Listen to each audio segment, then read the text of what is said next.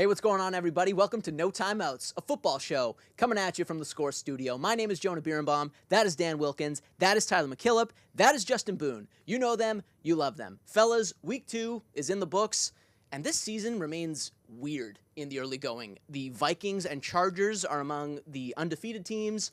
The Bengals and Ravens are winless. Meanwhile, Derek Carr leads the NFL in QB rating, and every rookie quarterback looks utterly overmatched. A lot of fascinating, unexpected things happening in the early going, but to sort of sift through, some of the small sample madness, I'm turning to you fellas, and to do that this week, let's get things off with a little segment called Day Trading. Basically, you got to tell me if you're buying or selling, and let's kick things off with the New Orleans Saints. Now, someone on this panel who shall remain nameless, it was Tyler, he predicted that the Saints would finish with the worst record in the entire NFL. But 2 weeks in, not only are they undefeated, but their revamped offense looks like a genuine buzzsaw. They lead the NFL in points by a mile. They lead the NFL in yards per play. It has been nothing short of an astonishing start for the Saints. So, Boone, let me ask you first.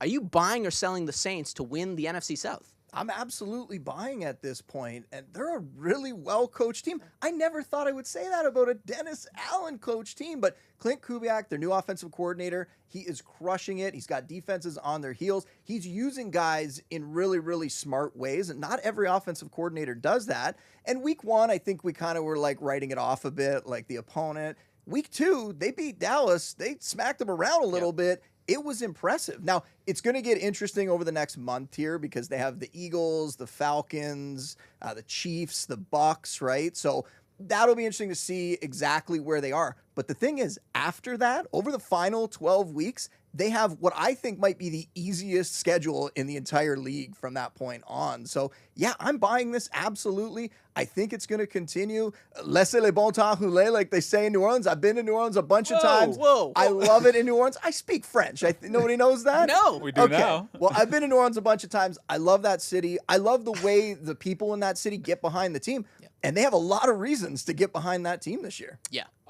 Yeah, I mean, I have watched a lot of Derek Carr over the years, arguably too much of Derek Carr.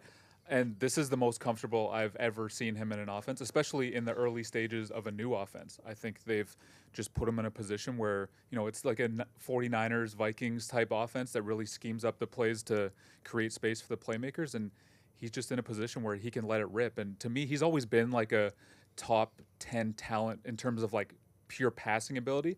The ability under pressure has come and gone, but it's kind of here now, and he's playing awesome football. Yeah, this is the second time in his career, or first time since 2015, that he's had consecutive games with a passer rating above 125. And you really can't overstate the extent to which this offense has been completely reimagined under Clint Kubiak. Last year, this team was last in the NFL in play action rate. This year, they're first. Last year, they were 26th in pre-snap motion. This year, they're 5th. So it feels like Clint Kubiak has really recognized how to use what were always very strong pieces. Alvin Kamara, Chris Olave, these are talented players, and it feels like things have really coalesced, come together for New Orleans under this new offensive coordinator. But let's look at another team now that's kind of on the flip side.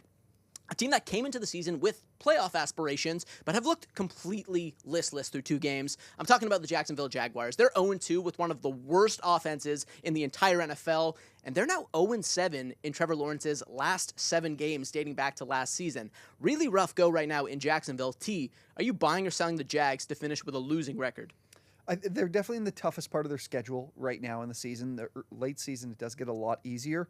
I want to say I'm selling because I did believe in this Jaguars team to start the year, and they're trying to do the things that they set out to do. Trevor Lawrence has one of the highest deep ball passing rates in the league and has been very efficient, but I got into his numbers. I'm not sure if you guys are going to believe this, but he has a higher completion percentage on passes of 20-plus yards than he does from the intermediate areas of the field, from 0 to 9 yards. People are seeing it on their screen now. It doesn't make sense to me. How are we not able to complete passes in the short and intermediate areas of the field, and then we're the best deep ball passer in the league? This offensive line has been terrible, absolutely awful. They have the highest hit at the line rate for the running backs in the entire NFL, but Travis Etienne has actually been off to a terrific start because he's been running the ball really, really well despite horrible offensive line play. The defense is playing pretty well, and I thought they would struggle to start the year with Ryan Nielsen in terms of it's a very huge or very massive adjustment they're making from a very zone-heavy scheme to now a very man-heavy scheme. Defense has been pretty good. But I don't think they have answers anywhere else. It's not like we've got injuries where, hey, the offensive line is going to be better. And Lords just, again, is not able to consistently drive this team down the field and really relying on big plays. I want to buy because I do think this team's better than what they've been so far, and they're getting a little bit more, need to get a little bit more comfortable in the offense, but I don't know. I really don't know with this Jags team because the schedule isn't really that easy either. It gets easier, but it doesn't mean it's easy. This team is very weird to me because I feel like we're doing the same thing with Doug Peterson again, where he comes in and everyone's like, Doug Peterson is a good coach. And then give it 1 or 2 years and we're like, what happened to this team? I don't have any answers. It seems like a mess to me. Yeah, no pass protection. No, I mean, we already know how bad their run blocking is. And do you think maybe Trevor Lawrence has spent too much time around Anthony Richardson? That's why he's struggling in the short and intermediate. Yeah, they're the same guy right now. Yeah. Oh, Hey, man, I think they're 1 and 2 respectively in the NFL in average depth of target. So I don't know if they're influencing one another, but certainly the outcome has not been good for Jacksonville. That offense is absolutely struggling right now. And speaking of struggling, rookie QBs. They have had a rough go so far. In fact, rookie QBs have attempted a combined 196 passes so far without throwing a touchdown, which is unprecedentedly bad. Of that group, however, Jaden Daniels, I would say, is unquestionably off to the strongest start. He's been efficient in the passing game, and he's been really impressive in the running game. He's got 132 rushing yards so far, which is the most ever by a rookie quarterback through their first 2 career games. And he's on pace for more than 1,100 rushing yards, which is not far off from Lamar Jackson's single-season record for rushing yards by a quarterback. T, are you buying or selling Daniels to break Lamar Jackson's single-season rushing yards record for a quarterback in 2024? I'm unfortunately selling. I don't see that in the cards. If you guys have been watching, they threw 12 screen passes last week against the Giants and moved the ball pretty effectively. The problem was Cliff Kingsbury, baby. Yeah, this is Cliff's not really the guy to scheme up the running game for his quarterback. I think there were maybe 2 design runs or 3 maybe design runs for Jaden Daniels last week. So they're definitely looking and asking him to be a bit more of a pocket passer, which I don't think is going to lend itself to him being able to run for 1,200 plus like Lamar did years ago, because you need more design looks than that. I don't know if Cliff's going to be able to give it to him. I thought Jaden looked pretty damn good last week, though. The problem was every time this team got in the red zone, they took a false start penalty, backed up, and ran the ball a lot on early downs when they got in the red zone. Didn't give Jaden a lot of opportunities. I'm definitely the highest on him right now, having watched him play last week. I thought he looked really good, but I also just don't see being able to run for 1,200 plus yards unless we're looking to get him to more design looks. I will say the trend that I'm more interested in is the fact that he is on pace for, I think it's 221 rushing attempts on the season, which would shatter Lamar Jackson's, I think 176 is the record. Yeah. That's insane to me. And we've talked about it before, how the way that he runs, he does not avoid contact. We saw it a little bit last week. He got beat up a bit against the Giants. That concerns me, him running that much. So I would hopefully be selling on that. I don't want him to break the rushing record because that means he's going to be running as much as he has been, and that's a problem. I'll tie this into fantasy, too. One thing that scares me sometimes are teams that probably are not going to be in playoff contention, and what happens if he does get a little banged up late in the season. I think we could see the Commanders just play it completely safe and say, you know what, let's sit him down for the last few weeks or something like that. So that is one concern, too, that if he's trying to break some sort of record, he might not be out there for every game.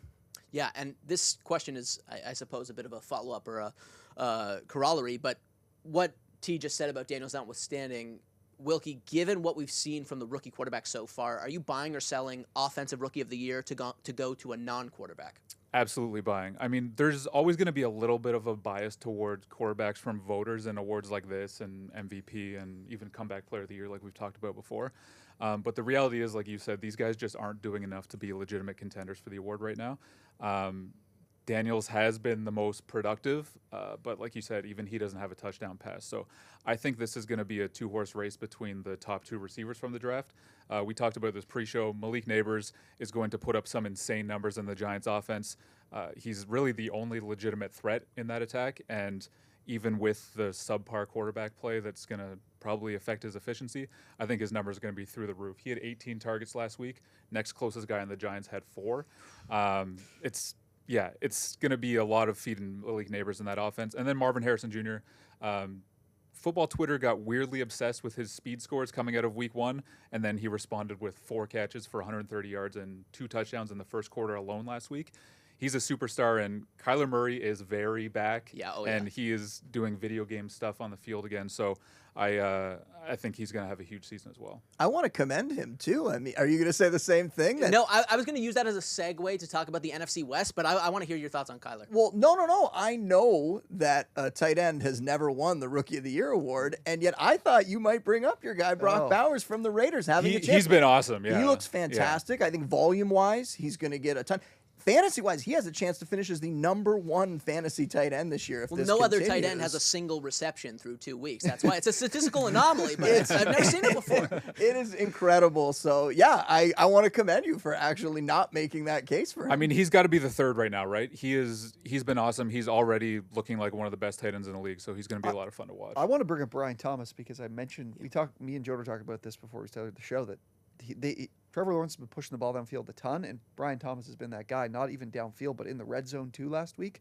And Christian Kirk and Evan Ingram have been up to just about nothing, and it's because Thomas has seemed to be the #1 option for Trevor through the first 2 weeks. So I do think he's obviously a long shot, but one to consider from if it's not going to be a quarterback. How do you feel about Christian Kirk doing nothing so far? It's pretty devastating. As my wide receiver 3 in fantasy, it's been tough to see. But I gotta say, T, I feel like you're like the movie Speed, except about bringing up the Jaguars. It's like you don't bring up the Jags every 3 minutes, the bus explodes. I was going to say about the Saints, I was like, I got 3 words for you. I've lost money, and it's by fading the Saints. So you hate to see it. Let's talk about the NFC West, though, because coming into the season, a dozen of the Score's football coverage team made their predictions for the year. All but one of them predicted the 49ers to win the NFC West. 2 weeks in, though, they're 1-1, coming off a loss to the Sam Darnold-led Minnesota Vikings. They're looking up at the undefeated Seahawks, and they're poised to be without Christian McCaffrey for some time still. Boone, are you buying or selling a team other than the 49ers to win the NFC West? No, we're selling this. It's the same as when I talked about the Jets last week. Just because they had a loss, and it was a tough loss. I mean, on the road against the Vikings, they're sort of a tricky team with that Brian Flores defense.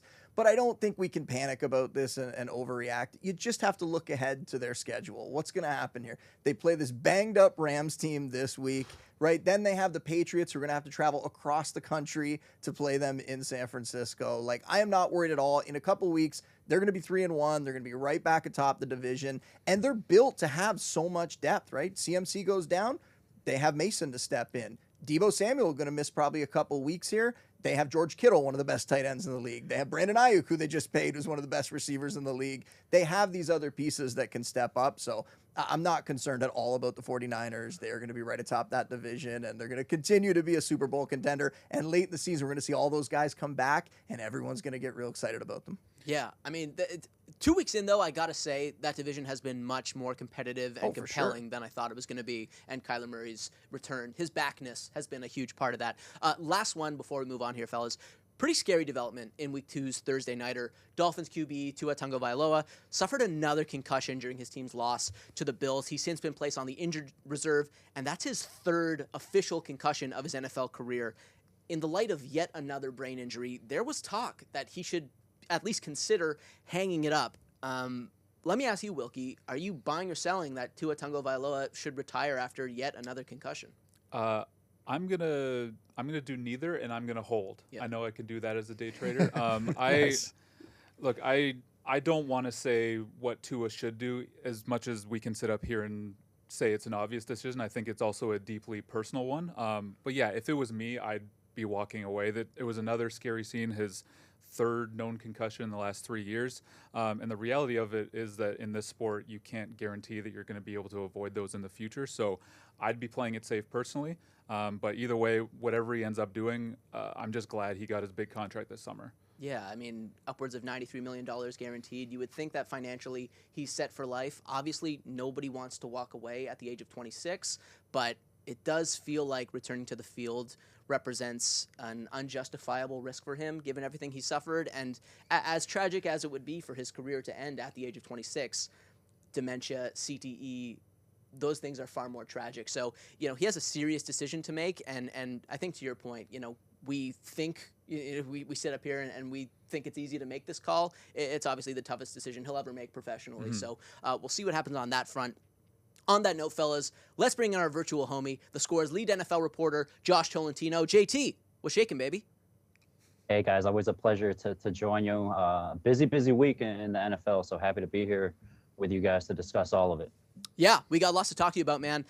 We have our first quarterback benching of the year. It was a doozy after 2 miserable games to start the season and coming off a wildly unimpressive rookie year. Bryce Young has been benched by the Carolina Panthers.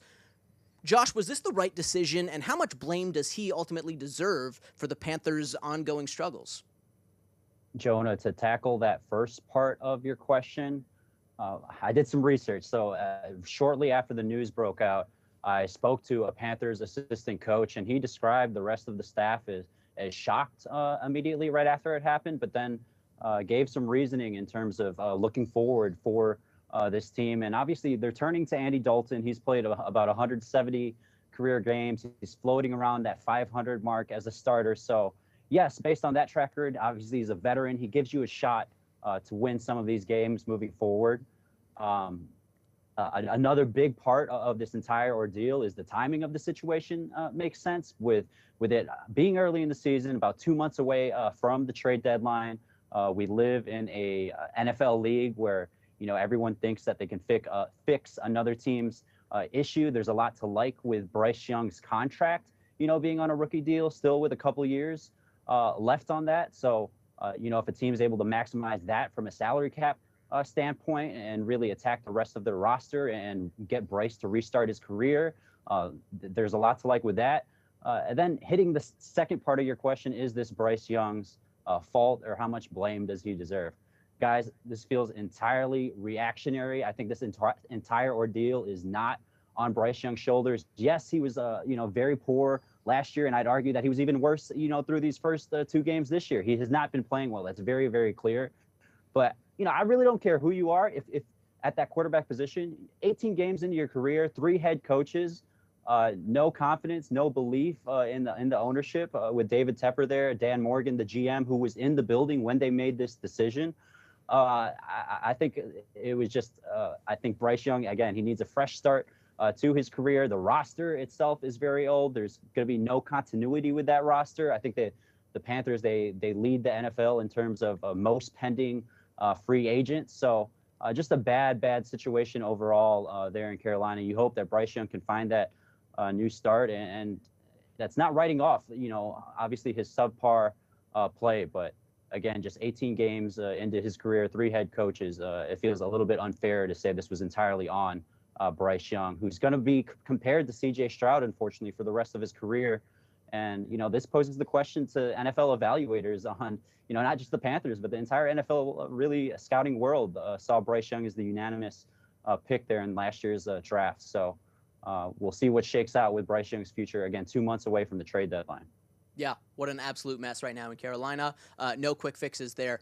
Josh, we said coming into the season that the Philadelphia Eagles were one of the teams under the most pressure this year, given how last season finished. Thing is, their 2024 season hasn't gotten off to a banger of a start. They looked shaky in their Week 1 win over Green Bay, and they looked even worse in their Week 2 loss to the Falcons at home. Given how last season played out and how their 2024 campaign has started, how hot would you say Nick Sirianni's seat is right now? That thing is scorching right now, Jonah. I think based off, obviously, last year's 1-6 finish to the season, the fact that owner Jeffrey Lurie, he looked into another coaching candidate shortly after last year's season ended, who actually was in the building to witness Monday night's loss, Bill Belichick. Lurie and Howie Roseman, they stick with Sirianni, and here's just another epic collapse. I was messaging with Wilson as we witnessed this on Monday of just how unreal this was. But looking back, it's really not that surprising when you look at Nick Sirianni's decision-making throughout that contest. And this really lines up with his entire tenure. You look back to the Super Bowl in the fourth quarter when they had a 4th and short inside their own territory. But you would look for more aggressiveness in that situation. Obviously, we all know how that Super Bowl ended with the Chiefs obliterating them in that second half. But looking back to Monday's game, I don't think what is argued is the play call to Saquon. It obviously worked. I mean, if he catches that ball, game is over. But more so like the decision-making after that to go up 6 points, to put that pressure on Kirk Cousins and the Falcons, and more so put the pressure on that defense. It's just, You don't like the decision making with Nick Sirianni. It's been very inconsistent earlier in that game. Yeah, I mean, it's just really inconsistent with what Nick Sirianni and how his decisions have gone thus far. And I think his hot seat's going to continue to scorch up in temperature. If you look at the schedule, they've got the Saints, the Buccaneers here over these next 2 weeks. Guys, I think those might be a little early to tell for next week, but I don't like their chances in this week's game. You look at the matchups everywhere. They're still missing A.J. Brown. Mid-season switch, I wouldn't rule that out in terms of coaching, a coaching switch, but I'd say Nick Sirianni's seat is definitely very hot right now. Can I ask you guys this? I know Nick Sirianni's the guy that is always the one on the hot seat, and Howie Roseman probably isn't typically thought of to be getting it, but this roster has flipped a lot since Jalen Hurts got his money. I don't think they're getting enough play from their defensive line, that they've completely flipped on its head, and there's not anybody really left from that front that was there when they went to the Super Bowl. They're not getting good enough play from Jalen Carter and Jordan Davis in the middle. Bryce Huff has done absolutely nothing from the edge. They brought him in to be kind of a pure pass rusher. This team's been getting run on. Vic Fangio's playing this super conservative, soft defense against a quarterback that can barely move in the pocket. I've got problems with the way Howie Roseman's been building this roster out. I know it's very difficult once you pay the quarterback, that we obviously have to make some changes to the roster to be able to take that money and utilize it and save money elsewhere. But I don't think I think this roster has problems. When they went to the Super Bowl, their best part about that team was a defensive line, and now it seems to be the worst part about the roster, in my opinion. Yeah, it's crazy how much it has dropped off in a very short amount of time. And I think you're onto something, that it could be more of an institutional kind of failure than something to be pinned just on the head coach or just on one individual. But Josh, last thing for you, buddy. So just as we all expected, the Vikings, the Seahawks, the Saints, and the Bucs are the only remaining undefeated teams in the NFC, right? Stuff we all saw coming. Josh, I know you've got a piece on this dropping shortly up at the Score, but which of these undefeated NFC teams do you think is the best bet to keep it rolling? Yeah, and sorry to revisit just really quick on what Tyler pointed out.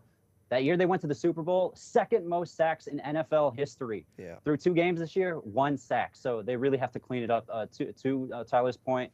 And Howie definitely deserves some of that blame for that defensive personnel. But getting back to the perfect NFC teams, the guys who've been able to stay afloat here at 2-0, you really like what is going on up in Minnesota with Sam Darnold. It's been one of the best stories. But I'm going to focus on the NFC South, particularly, obviously, with the Buccaneers and the Saints. But the Bucs, Baker Mayfield, the biggest question was, could he continue the success and, his one-year prove-it deal from last year, which turned into a contract. And he's been able to rely on good old friends, Chris Godwin, Mike Evans, to really push this team forward. And you look at the defense, they lost a lot of key pieces this offseason, and they are still this grinded out Buccaneers physical, aggressive defense that they've been known for really throughout their entire franchise history, a good chunk of it.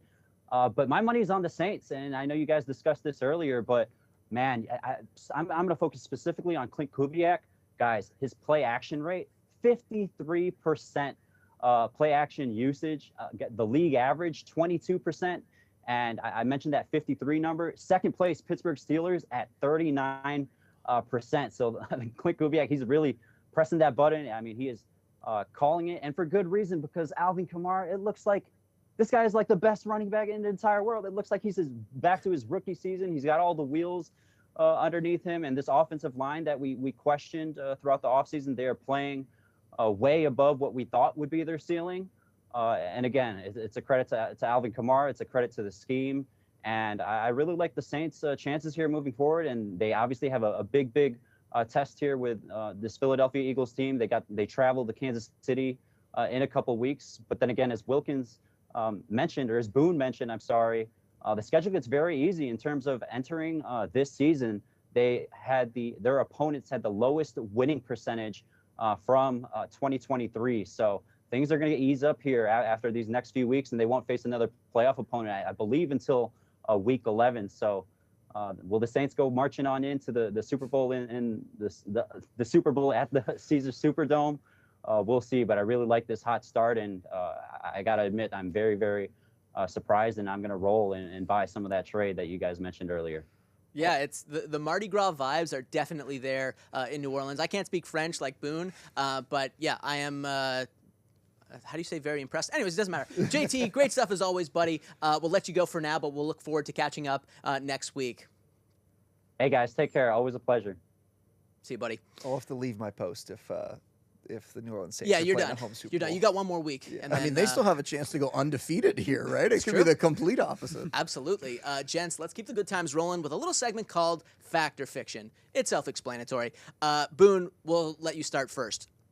Given how thoroughly injured they are, the Rams season is over. Fact or fiction? Fact. I mean, we probably could have said this last week before the show, right? Like when they lost Puka. Unlike the 49ers, they're kind of thin. They're kind of stars and scrubs. And now that offense lost their top two receivers, two of the best receivers in the league. I mean, how many teams could survive losing their top two receivers and have the depth? Not many, right? Maybe the 49ers could have done it with Kittle and if they had CMC healthy, but the Rams are in some serious trouble here, and it doesn't get any easier with the 49ers coming to town this week. And I don't think that Sean McVay even has enough magic where he can whip something up here. Like fantasy-wise, I'm still recommending that people take shots on guys like Demarcus Robinson, like Kyron Williams, who's going to get a ton of work. But all the injuries on the offensive line, Matthew Stafford being a guy that's been banged up in the past, what's going to happen? Sort of like I mentioned before about Jaden Daniels, if these receivers aren't back and we have Stafford get a little banged up, is he going to want to stay out there for the entire season behind that offensive line? I don't think so. So, yeah, very concerning, and, yeah, it's not going to happen for the Rams this year. They're going to be picking early next year and maybe taking a quarterback. Wow. Maybe it'll be time to get the Stafford replacement. Well, to your point about Stafford wanting to stay out there, if they're bad over the next few weeks, do we start talking about whether Stafford gets traded at the deadline? I mean, they should start trading guys that are not going to be around long term. And I don't know how many years Stafford has left, but if they're bad and they're in position to take a quarterback next year, I don't know why you wouldn't move on now.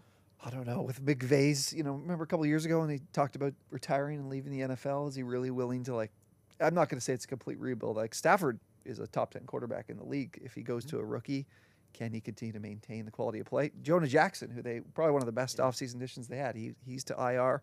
I agree with Boone. I think their season's already done. Even if they were fully healthy, could this team go 9-6 over their remaining 15 games and make the playoffs? I don't know.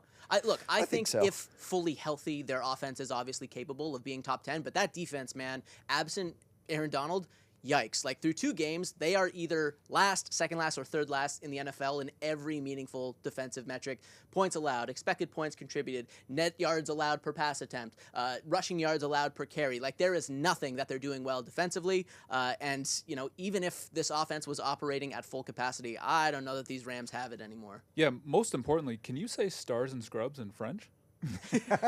We're not doing this. This is not going to become a regular bit. Le Constellation? I don't know. Good stuff, Booney. T, fact or fiction? The Carolina Panthers used their 2025 first-round pick on a quarterback. Fiction. This team is terrible. Quarterback is not their only issue. Name a player on this team that you think that they can build with in the long-term future. Do you guys have one?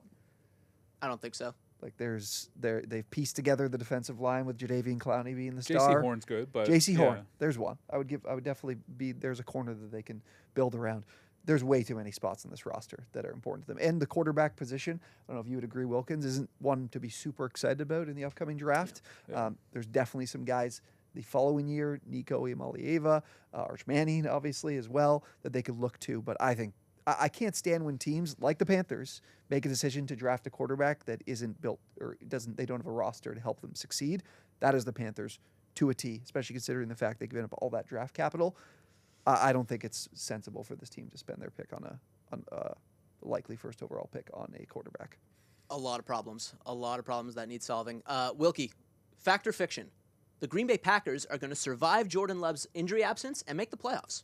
Yeah, this is a big fact for me. This is the Packers, I think, kind of proved this week that they can adjust and kind of come with a different approach to win games that I don't think we've seen from them in decades. And, Love might come back sooner than expected, so that alone could answer the question. I read this morning. It could happen sooner than later, so obviously I think they'd be a playoff favorite at that point. But the game plan we saw from Matt LaFleur last week is, I think, one of the best coaching jobs we're going to see all season.